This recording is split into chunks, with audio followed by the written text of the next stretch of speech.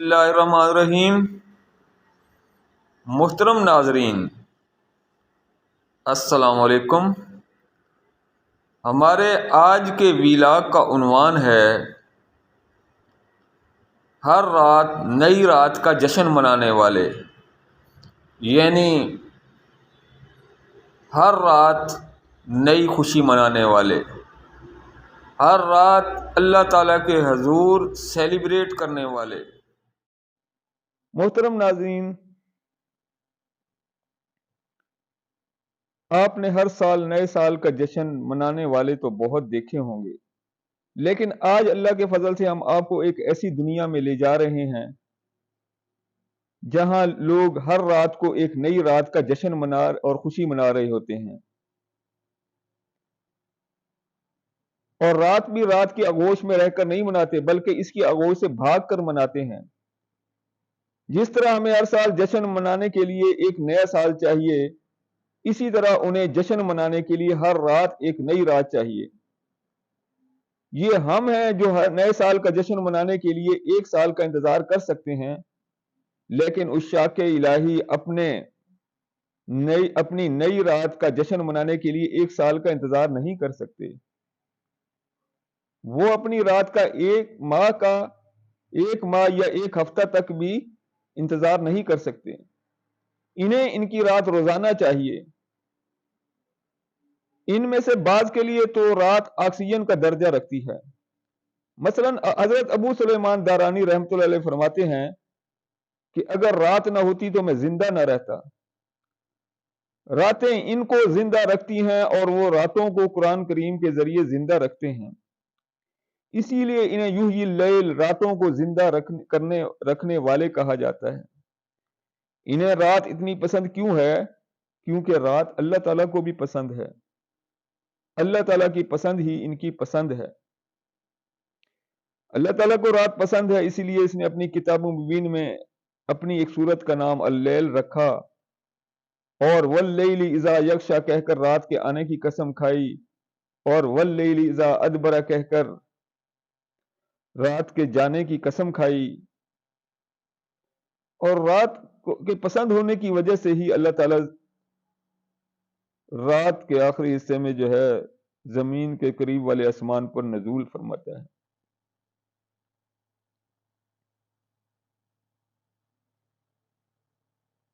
بہرحال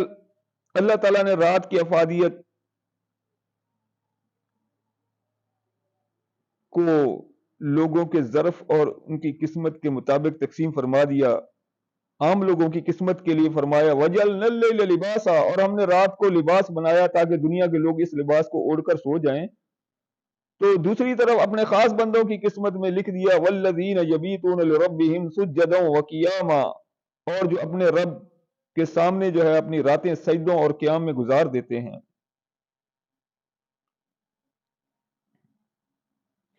نیز تتجافا جنوبہم عن المضاجع،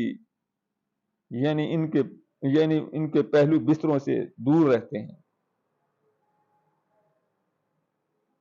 وہ اپنی رات کا جشن کس طرح مناتے ہیں؟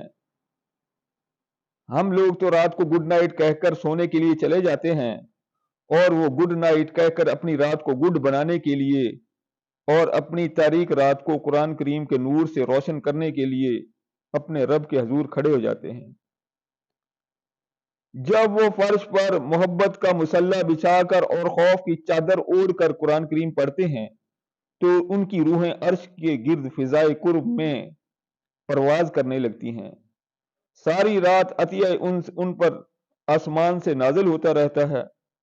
اور ان کے آئینہ قلوب نور قدس سے جھلملانے لگتے ہیں۔ سالہ سال تک اسی کیفیت میں رہنے کی وجہ سے ان کے دلوں میں یہ استعداد اور صلاحیت پیدا ہو جاتی ہے کہ وہ انوار الہیہ کو قبول کرنے لگتے ہیں، اور ان کے دل انوار علویہ کے ورود کا مورد بن جاتے ہیں۔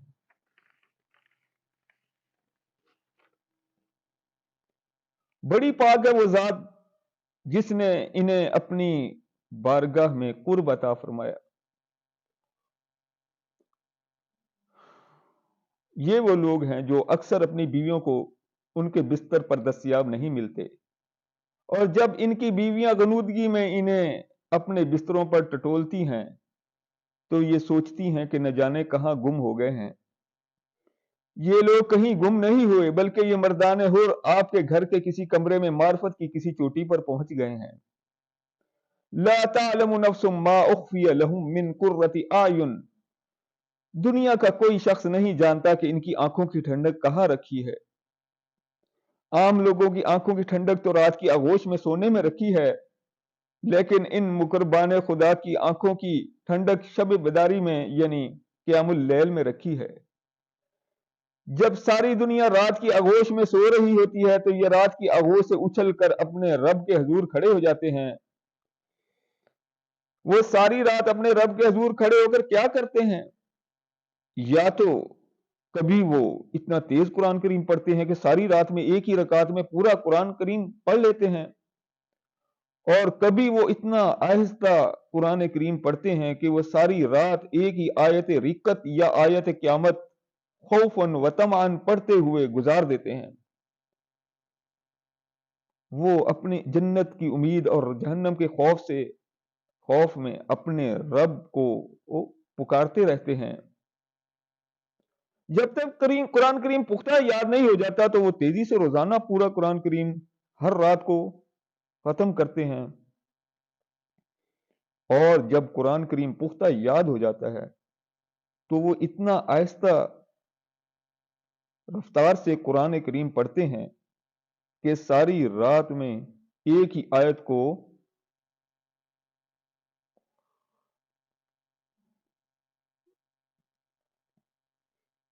ساری رات میں ایک ہی آیت کے نور کو اپنے دل میں انڈیلتے رہتے ہیں۔ جب وہ ایک ہی رات میں سارا قرآن ختم کر رہے ہوتے ہیں تو وہ قرآن کریم کی اس آیت فَفِرُّوا إِلَى اللَّهِ، پس تم بھاگو اللہ کی طرف پر عمل کر رہے ہوتے ہیں۔ اور جب وہ ساری رات میں صرف ایک ہی آیت پڑھتے ہیں تو وہ قرآن کریم کی آیت امن ہوا قانت آناء اللیل، بھلا وہ جو ساری رات کی ساعتوں میں اپنے رب کے حضور ساکت و جامد کھڑا رہتا پر عمل کر رہے ہوتے ہیں۔ قرآن کریم کو اس طرح تیز اور آہستہ دونوں طریقوں سے پڑھنے کا ان کا مقصد کیا ہوتا ہے؟ اپنے دلوں کو چمکانا، کیونکہ انہوں نے سید المرسلین خاتم النبیین حضرت محمد صلی اللہ علیہ وسلم سے یہ سن رکھا ہے، الا لکل شیء ثقالۃ وثقالۃ القلوب القرآن، یاد رکھو ہر چیز کو چمکانے کے لیے ایک کلی ہوتی ہے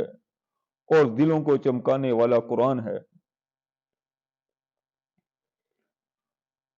کیونکہ وہ جانتے ہیں کہ اگر وہ اپنے دلوں کو مسلسل چمکاتے نہیں رہیں گے تو ان کے دلوں کو زنگ لگ جائے گا، اور جب ان کے دلوں کو زنگ لگ جائے گا تو وہ اس زنگ کی وجہ سے قیامت کے دن اپنے رب کو دیکھنے کی صلاحیت سے محروم ہو جائیں گے، اور ان لوگوں میں سے ہو جائیں گے جن کے بارے میں فرمایا ہے کلا بل ران علی قلوبہم ما كانوا یکسبون کلا انہم عن ربہم یومئذ لمحجوبون، ہرگز نہیں بل ان کے دلوں پر زنگ لگ گیا ہے جو ان اعمال کی وجہ سے جو انہوں نے کمائے، اور ہرگز نہیں وہ اپنے رب کو جو ہے اس دن جو ہے اپنے رب سے جو ہے حجاب میں چلے جائیں گے، یعنی وہ اپنے رب کو دیکھ نہیں سکیں گے اس زنگ کی وجہ سے۔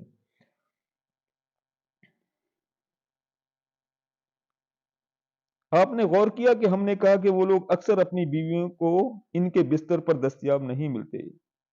یعنی بستر ان کی بیویوں کے ہوتے ہیں، کیونکہ رات کی آغوش سے بھاگنے والوں کے اپنے بستر نہیں ہوتے۔ تاہم کبھی کبھی ان مقربان خدا کو اور اللہ تعالیٰ کی طرف فرار ہونے والوں کو ان کی بیویاں اپنے بستر پر سلانے میں کامیاب ہو جاتی ہیں۔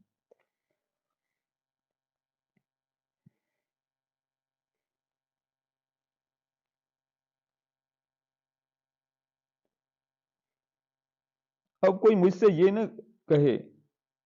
کہ بستر تو رسول اللہ صلی اللہ علیہ وسلم کا بھی تھا، یقیناً آپ صلی اللہ علیہ وسلم کا بستر تھا،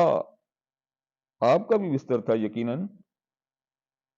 کیونکہ آپ صلی اللہ علیہ وسلم کی نبوت تو دنیا کے ہر عاقل بالغ عام و خاص اور کم سے کم استعداد رکھنے والے شخص اور زیادہ سے زیادہ استعداد رکھنے والے شخص کے لیے ہے. اس لیے آپ کی نبوت تو ساری دنیا کے لیے، ہر انسان کے لیے ہے. اس لیے آپ کا بستر تھا کہ تاکہ ساری دنیا کے لیے آپ رول ماڈل تھے.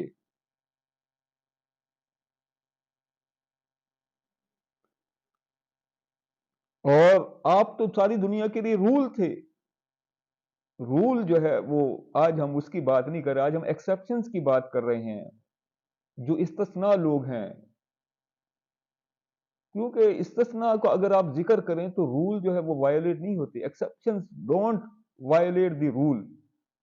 ایکسیپشن جو ہے وہ رول ہمارے نبی پاک صلی اللہ علیہ وسلم کی جو شریعت ہے وہ رول ہے. جو ایکسیپشنز ہیں، جو زیادہ استعداد لوگوں کا اگر ذکر کر دیں گے تو وہ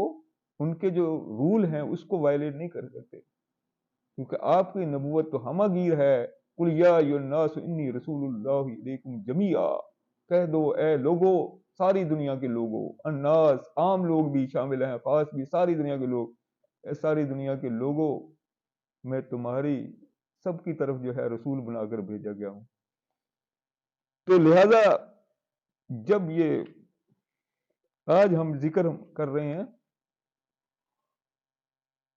خاص الخاص لوگوں کا، اور اللہ تعالیٰ بھی جو ہے، اللہ تعالیٰ نے جو ہے ایسے لوگوں کو جو اپنے کلام پاک میں جگہ جگہ ان کی تعریف فرمائی ہے جو کہ اپنی خوشی سے جو ہے زیادہ عمل کرتے ہیں.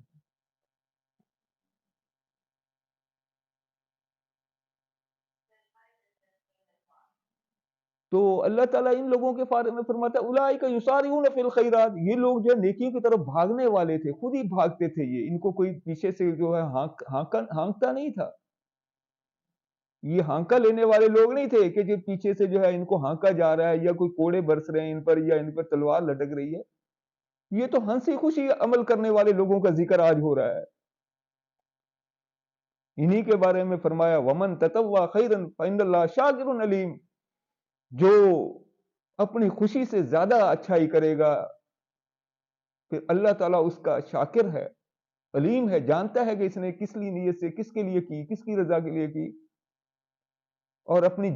اس نے اپنی استعداد کے مطابق کی اور اس سے بڑھ کر کی استعداد کے، وہ بھی جانتا ہے، پھر شاکر ہے. شاکر ہے، وہ اس کا جزا اور صلہ دینا جانتا ہے. صرف لوگوں کے طرح جو ہے الفاظ سے جو شکریہ اللہ نہیں کرتا. اللہ تعالیٰ جو ہے یہ فرماتا ہے ان ھذا کان لکم جزاء وکان سعیکم مشکورا. یہ تو وہی ہے جو تم عمل کیے تھے اس کی جزا ہے. وکان سعیکم مشکورا، اور تمہاری کوشش جو ہے شکریہ کے ساتھ قبول کر لی گئی. تو لہٰذا آج تو ذکر ہے ان لوگوں کا جو اسی لیے ان لوگوں کے رات کی آغوش سے بھاگنے والوں کے اپنے بستر نہیں تھے. اچھا، قرآن پاک نے جب ان کا ذکر کیا تھا تو جافا جنوبہم عن المضاجع، ان کے بستر جو ہے، ان کے پہلو جو ہے بستروں سے الگ رہتے ہیں. یہاں بھی یہ ان کا بستر نہیں کہا اللہ نے، مضاجعہم نہیں کہا. اللہ نے فرمایا عن المضاجع، بستروں سے دور رہتے ہیں، یعنی ان کے اپنے بستر نہیں ہیں. اگر یہ فرماتا تتجافا جنوبہم عن المضاجع عن مضاجعہم، ہم کا لفظ لاتا تو اس کا مطلب ہوتا ان کے بستر. تو قرآن پاک کا کنٹیکسٹ، سیاق و سباق بھی یہی بیان فرما رہا ہے کہ ان مقربان خدا کے اپنے بستر نہیں ہوتے. اسی لیے ہم نے لفظ استعمال کیا ان کی بیویوں کے بستر. بہرحال ہمارے نبی صلی اللہ علیہ وسلم جو ہے، میں نے آپ سے یہی عرض کی کہ ان کی جو ہے نبوت جو ہے وہ رسالت، شریعت، طریقت جو تھی وہ ساری دنیا کے ہر استعداد کے شخص کے لیے تھی. اور آپ خود بھی ان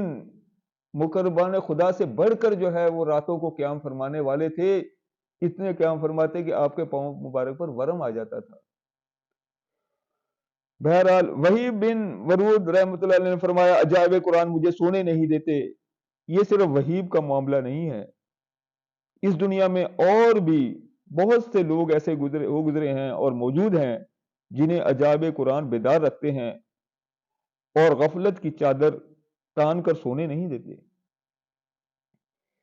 وہی بن ورود تو بہت بعد میں آئے، قرآن کریم کو اپنے دل کی دھڑکن بنانے کا سلسلہ تو صحابہ کرام رضی اللہ تعالیٰ عنہ کے دور میں ہی شروع ہو چکا تھا۔ اسی لیے چھٹے نمبر پر اسلام لانے والے سابقون الاولون اور صاحب صفہ حضرت عبداللہ بن مسعود رضی اللہ تعالیٰ عنہ فرمایا کرتے تھے، کفو عند عجائب القرآن وحرکو به القلوب، قرآن کریم کے عجائب پر ٹھہر جاؤ اور انہیں اپنے دل کی دھڑکن بناؤ۔ صحابہ کرام رضوان اللہ علیہم اجمعین تکلفاً قرآن کریم کی ضربات اپنے دل پر لگا کر اسے اپنے دل کی دھڑکن بنا رہے تھے، لیکن یہ قرآن کریم تو 23 سال سے بلا تکلف سید المرسلین وخاتم النبیین حضرت محمد صلی اللہ علیہ وسلم کے دل کی دھڑکن بنا ہوا تھا۔ اور اس بات کی گواہ قرآن کریم کی بہت سی آیات ہیں، مثلا فَإِنَّهُ نَزَّلَهُ عَلَىٰ قَلْبِكَ بِإِذْنِ اللَّهِ، پس بے شک اس قرآن کریم کو حضرت جبرائیل علیہ السلام نے اللہ کے حکم سے آپ کے دل پر نازل کیا ہے۔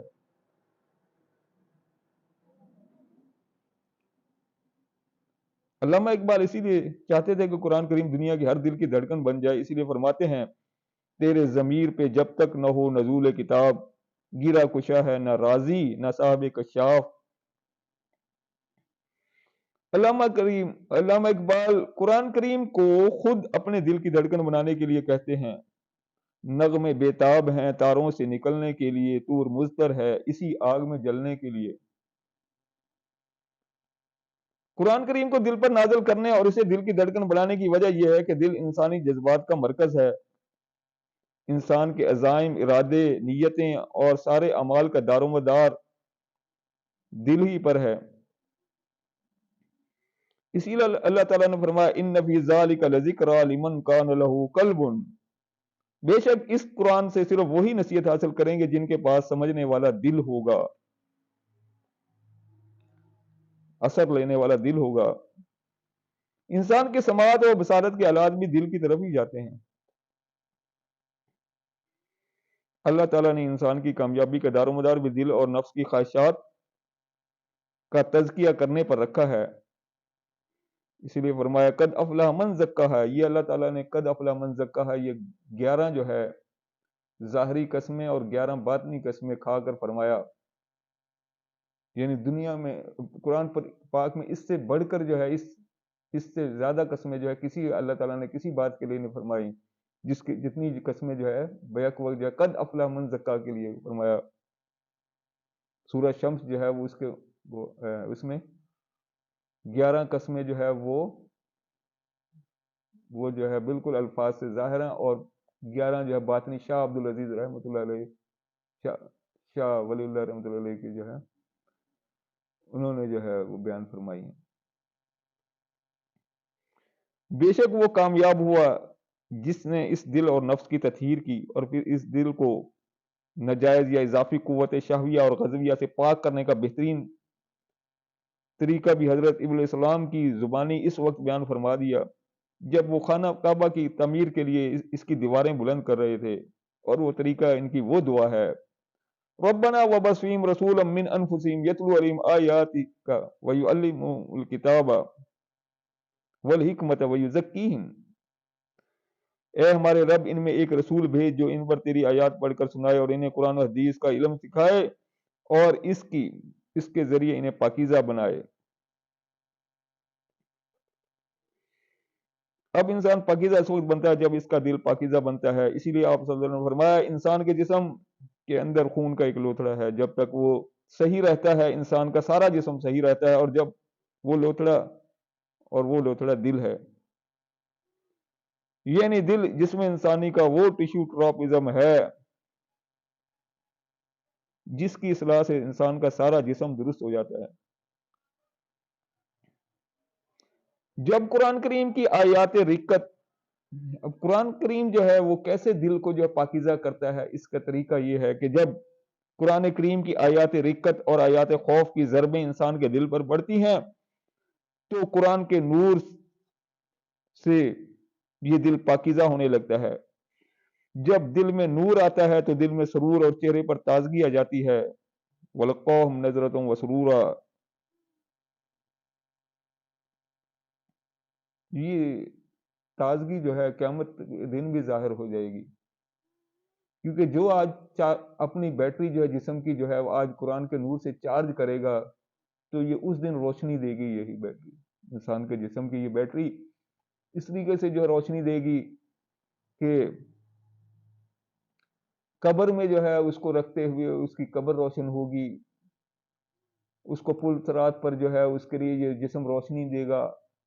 اس کو اس کے جو ہے قیامت کے دن جو ہے وَلَقَّاهُمْ نَضْرَةً وَسُرُورًا اور وجوہ یومئذ ناظرہ، اس دن بہت سے چہرے تر و تازہ ہوں گے، اور اسی طریقے سے فَأَمَّا الَّذِينَ ابْيَضَّتْ وُجُوهُهُمْ فَفِي رَحْمَةِ اللَّهِ، اس دن یہ نور جو ہے وہ جن کے چہروں سے چمکے گا وہ اللہ کی رحمت کے سائے میں چلے جائیں گے، ان کو آگ کے دھوئیں سے جو ہے دور لے جایا جائے گا اللہ کی رحمت کے سائے میں۔ تو یہ جو بیٹری چارج ہو گئی تو سمجھو جو ہے انسان کے لیے جو ہے روشنی ہی روشنی ہے، اور یہ روشنی اسی شخص کے لیے ہوتی ہے جو نور اپنے اندر پیدا کرتا ہے۔ اب آپ بعض لوگ کہیں گے کہ یہ کیسے جو ہے یہ نور قبر اگر کھودیں تو نور تو نظر نہیں آتا، اب نور اسی کو نظر آئے گا۔ اس کی مثال یہ ہے کہ جیسے دو بندے جو ہے ایک بستر پر لیٹے ہوئے ہیں اور ایک بندہ خواب دیکھ رہا ہے اور دوسرا ساتھ لیٹا ہوا ہے، اب وہ جو خواب دیکھ رہا ہے وہی دیکھ رہا ہے، دوسرے ساتھ میں لیٹے ہوئے کو کوئی پتہ نہیں چل رہا ہے یہ کون سا خواب کیا دیکھ رہا ہے۔ تو اسی طریقے سے یہ معاملے ہیں کہ انسان جو ہے وہ خود جو ہے اس کی اپنا جو نامہ اعمال یا اپنا وہی جو ہے اس کے لیے، اور وہ روشنی جو ہے اسی کے لیے کام دے گی، اسی کو نظر آتا ہے جو بھی نظر آتا ہے۔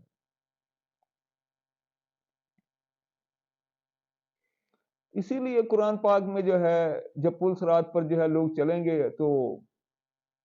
دوسرے لوگ جن کا نور جو ہے اللہ تعالیٰ، جنہوں نے اللہ تعالیٰ سے مذاق دنیا میں کیے، جھوٹ موٹ کا ایمان لائے، تو ان کا نور جلے بجھے گا، یعنی وہ جو ہے ان کا جب بجھنے لگے گا تو وہ کہیں گے انظرونا نقتبس من نورکم، ٹھہرو ہم بھی تم سے جو اپنا نور جلا لیں، نقتبس ہم اقتباس لے لیں، جیسے شمع سے شمع جلتی ہم بھی تم سے اپنا نور حاصل کر لیں۔ وہ کہیں گے ارجو براکم، وہ جو پیچھے جاؤ دنیا میں،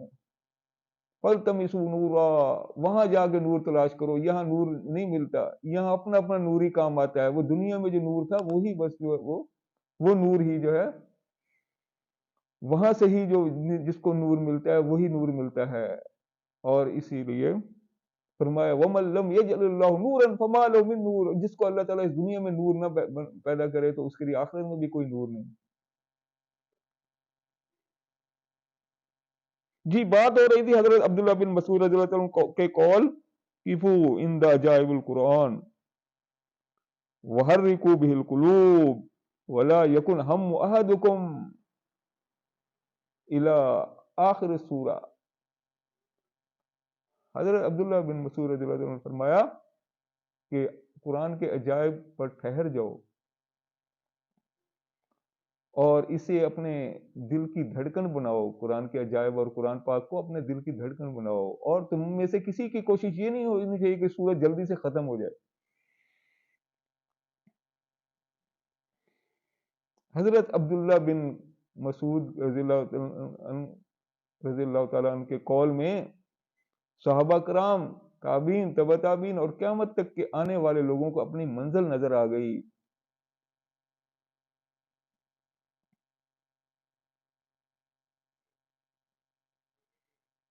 اور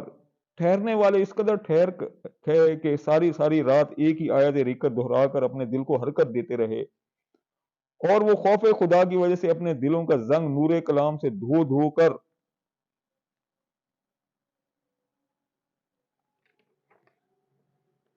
اپنی آنکھوں کے ذریعے آنسوں کی صورت میں نکالتے رہے۔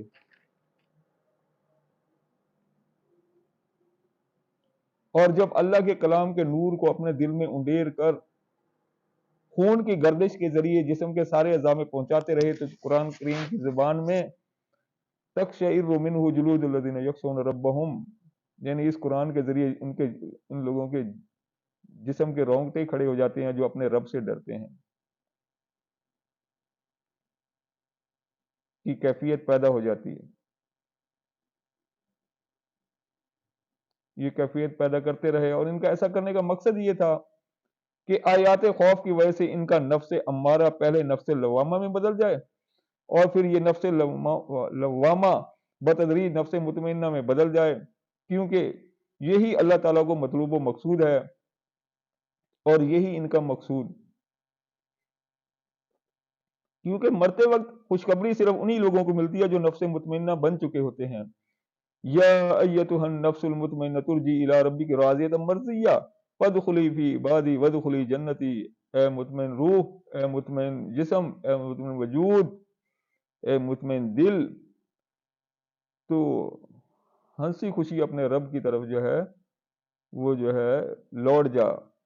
وہ تجھ سے راضی، راضیۃ مرضیہ، تو وہ اللہ سے راضی، وہ تجھ سے راضی۔ فادخلی فی عبادی وادخلی جنتی، پھر میرے بندوں میں، اللہ فرماتا ہے میرے بندوں میں داخل ہو جا اور میری جنت میں داخل ہو جا۔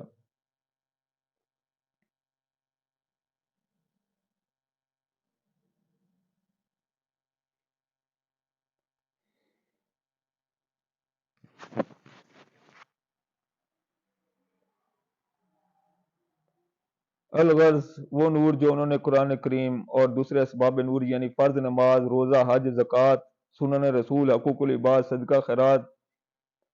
اور تبلیغ و دعوت دین وغیرہ کے ذریعے حاصل کیا تھا، اس نور کی داستانیں اس دنیا سے لے کر اس دنیا تک پھیلی ہوئی ہیں۔ جسے اس دنیا میں نور حاصل کرنے کا موقع نہ ملے، سے قیامت کے دن پلسرات اور دوسرے مقامات بھی کوئی نور نہیں ملے گا۔ وَمَن لَّمْ يَجْعَلِ اللَّهُ نُورًا فَمَا لَهُ مِن نور کا یہی مطلب ہے۔ جس طرح پیسہ پیسہ کو کھینچتا ہے، اسی طرح ان کی زندگی کی ہر رات دوسری رات کو کھینچتی رہتی ہے۔ ان کے ارضی اجسام اور عرشی ارواح رکھنے والے یہ لوگ سالہ سال تک استقامت کا پہاڑ بن کر رات کی آغوش سے بھاگ کر قرآن کریم کو اپنے دل کی دھڑکن بنانے کے لیے اپنے رب کے حضور کھڑے ہو کر اپنی راتوں کا جشن یعنی خوشی مناتے رہتے ہیں۔ لیکن افسوس کہ یہ راتیں ہمیشہ قائم نہیں رہتی، آہستہ آہستہ ان کے ارضی اجسام کو بھی دوسرے لوگوں کی طرح زوال آنے لگتا ہے، ان کے اجسام بھی تغیر کا شکار ہو جاتے ہیں، اور اللہ قادر و قہر کا یہ قول غالب آ جاتا ہے وجلنا من بعد قوت ضعفا وشیبا، اور ہم نے جوانی کے بعد کمزوری اور بڑھاپا دیا۔ ان لا یحول بین المرء وقلبی، بے شک اللہ تعالیٰ انسان اور اس کے دل کے درمیان حائل ہو جاتا ہے۔ اب صورتحال یہ ہے کہ کل تک جو صاحبان عزیمت تھے آج وہ اہل رخصت ہو گئے، کل تک جو ساری ساری رات یبیتون لربہم سجدا و قیاما کے تحت کھڑے رہتے تھے آج وہ فقرؤ ما تیسر من القرآن، یعنی بس تم جتنا قرآن پڑھ سکتے ہو آسانی سے اتنا ہی پڑھو پر آ گئے۔ کل تک جو ساری ساری رات اپنی کمر کس کے اپنے رب کے حضور کھڑے رہنے کی طاقت رکھتے تھے اب ان کی کمریں جھک کر دوہری ہو گئیں۔ کل تک جن کے جذبات جوان تھے آج ان کے جذبات سرد ہو گئے، کل تک جن کے ارادے غالب تھے آج ان کے ارادے مغلوب ہو گئے۔ ان کے جسموں میں یہ تغیر کیوں آیا؟ ذالک بان اللہ هو الحق، یہ زوال اس لیے آیا کہ صرف اللہ تعالیٰ ہی لازوال ہے، صرف وہی باقی رہنے والی حقیقت اور حق ہے۔ یہ سب اس لیے ہوا کہ اللہ تعالیٰ اپنے دست قدرت و قہر کے ذریعے اپنے بندوں پر غلبہ پا لیتا ہے۔ وَهُوَ الْقَاهِرُ فَوْقَ عِبَادِهِ، وہ ہر شخص پر پہلے ذوق پیدا کر کے غلبہ پاتا ہے اور پھر ہر ایک پر موت طاری کر کے غلبہ پاتا ہے۔ طوعاً یا کرہن، ہر ایک کو موت کا پیالہ پینا ہی پڑتا ہے۔ اس کے ماننے والے یعنی اللہ کو ماننے والے طوعاً یعنی ہنسی خوشی جو ہے موت کو گلے لگاتے ہیں۔ بقول اقبال، نشان مرد مومن باتو گویم، چون مرگ آئے تبسم بر لب اوست۔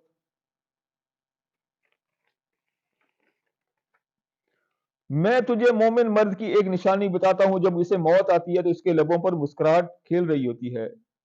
اور یہ مسکراہٹ دنیا کو یہ پیغام دے رہی ہوتی ہے کہ ہم اپنی منزل کو، حقیقی منزل اور کامیابی کو پا چکے ہیں۔ اللہ کو نہ ماننے والے جو ہے کرہن یعنی ناگواری سے موت کا پیالہ پیتے ہیں۔ اللہ تعالیٰ یہ موت کا ذائقہ سب کچھ اس لیے چکھاتا ہے تاکہ جب قیامت کے دن سب سے یہ سوال کرے لمن الملک اليوم، آج کے دن کس کی حکومت اور کس کا غلبہ؟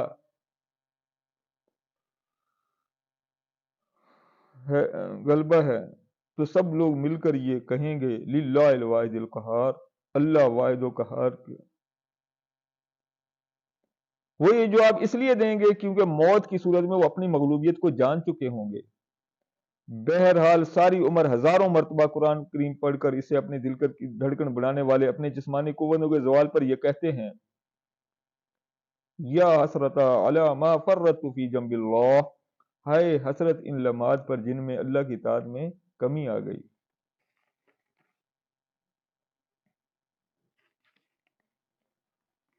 بہرحال جب رات کی آغوش سے بھاگ کر ساری رات قیام کرنے والوں پر بھی ایک دن زوال آ جاتا ہے، اور ان کی کیفیت حضرت زکریا علیہ السلام کی زبان کے مطابق ربی انی وہن العظم منی واشتعل الراس شیبا، یعنی میری ہڈیاں بوسیدہ ہو گئیں اور میرے سر میں چاندنی چمکنے لگی والی ہو جاتی ہے۔ یعنی جب انسان کا سب سے مضبوط عضو ہڈی بوسیدہ ہو گئی تو سمجھ لو سارا جسم ہی بوسیدہ ہو گیا۔ اب ان کے جسم اس قدر نڈال ہو چکے ہیں کہ کروٹ لینے کی بھی طاقت نہیں رکھتے، لیکن ان کی روح اتنی طاقتور ہو چکی ہے کہ آنن فانن عرش الہی کے نیچے علیین تک پہنچ کر سجدہ کرنے کی صلاحیت رکھتی ہے۔ اور پھر اسی کمزوری کی حالت میں کسی دن اپنے مقررہ وقت پر رحمت کے فرشتے دیکھ کر یہ کسی آیت مثلا یا لیت قومی یعلمون بما غفر لی ربی وجعلنی من المکرمین، اے کاش کہ میرے لوگ جان لیتے کہ میرے رب نے مجھے معاف کیا اور مجھے مکرم لوگوں میں شامل کر دیا، کہتے ہوئے ان کی روح پرواز کر جاتی ہے۔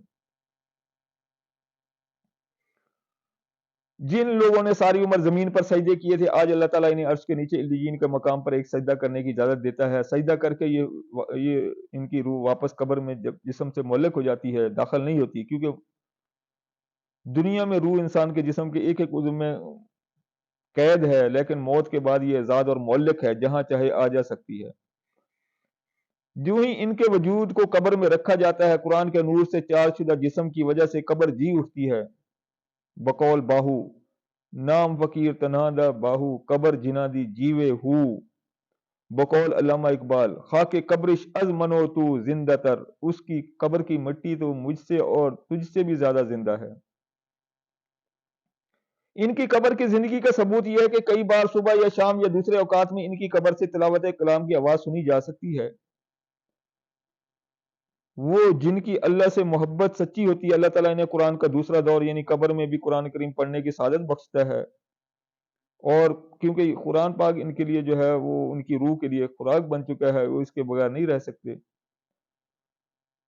اب پھر حضور صلی اللہ علیہ وسلم کی حدیث مبارک کے مطابق قیامت کے دن قرآن کریم پڑھنے کا تیسرا دور شروع ہو جاتا ہے، اور حامل قرآن کو یہ حکم دیا جاتا ہے کہ قرآن کریم پڑھتا جا اور سیڑھیاں چڑھتا جا، جہاں پر تمہارا قرآن ختم ہوگا وہی تمہاری منزل مراد یعنی جنت ہوگی۔ اس کے بعد قرآن کریم پڑھنے کا چوتھا دور شروع ہو جاتا ہے، یعنی جنت میں داخل ہوتے وقت کہیں گے الحمدللہ الذی صدقنا وعدہ وورثنا الارض نتبوأ من الجنۃ حیث یشاء فنعم اجر العاملین۔ اس اللہ تعالیٰ کا شکر ہے جس نے اپنا وعدہ پورا فرمایا اور ہمیں جو ہے جنت دی، ہمیں اس جنت کا وارث بنا دیا کہ ہم جنت میں جو ہے جہاں چاہیں رہیں، جہاں چاہیں آئیں جائیں، کوئی روک ٹوک نہیں ہے۔ فنعم اجر العاملین، یہ بہترین اجر ہے عمل کرنے والوں کا۔ لیکن جنت میں قرآن کریم کا پڑھنا تکلف کے ساتھ نہیں ہوگا، ان کی سانسوں میں تسبیح و تحمید آٹومیٹک چلتی رہے گی، اور یہی تسبیح و تحمید ان کے جسموں کو لازوال بنا دے گی۔ جن لوگوں نے جو ہے قرآن کریم کو جو ہے دنیا میں تکلفاً اپنے دل کی دھڑکن بڑھانے کی کوشش کی تھی، اللہ تعالیٰ نے آخرت میں قرآن کریم کو ان کی بلا تکلف ان کی سانسوں میں بھی جاری کر دیا۔ ان ھذا کان لکم جزاء وکان سعیکم مشکورا، بے شک یہی تمہاری جزا ہے اور تمہاری کوشش کو اللہ تعالیٰ نے شکریہ کے ساتھ قبول کر لیا۔